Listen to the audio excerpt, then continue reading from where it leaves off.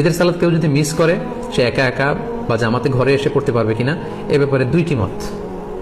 প্রথম মত হচ্ছে মেজরিটি স্কলারদের মত, জুমহুরুল ফুকাহা শাফিঈ, মালিকি, হাম্বলি সহ মেজরিটি স্কলারদের মতামত হচ্ছে কেউ যদি ঈদের সালাত জামাতে পড়তে না পারে, মসজিদে যদি মিস করে, ঈদগাহে যদি মিস করে, বাসায় এসে একা একা কিংবা জামাতে সে পড়তে পারবে। এটা হচ্ছে প্রথম মত। আর দ্বিতীয় মত হচ্ছে ওলামায়ে আহনাফদের মত। হানাফি মাযহাবের মতামত হচ্ছে যে না, ঈদের সালাত যদি কেউ মিস করে কোনো কারণে, ঈদগাহে যেয়ে যদি পড়তে না পারে বা মসজিদে যেয়ে পড়তে না পারে, তাহলে তারা ঈদের সালাত পড়া লাগবে না। কেন পড়া লাগবে না?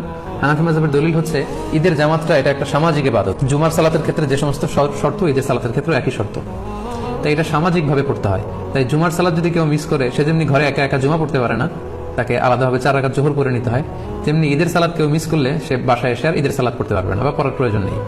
এটা হচ্ছে হানাফিদের যুক্তি। আর মেজরিটি স্কলারদের, জমহুরুল ফুকাহা, তাদের মতামত যদি আমরা দেখি, ওনারা বলেছেন না, যদি কেউ মিস করে তাহলে ঘরে এসে সে একাকি পড়তে পারবে।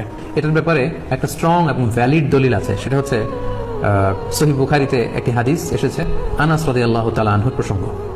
উনি ওনার শেষ জীবনে বসরাতে থাকতেন, ইরাকের বসরা শহরে থাকতেন। একদিন কোনো কারণে উনি এবং ওনার ফ্যামিলি মেম্বার ঈদের জামাত ওনারা মিস করেছেন।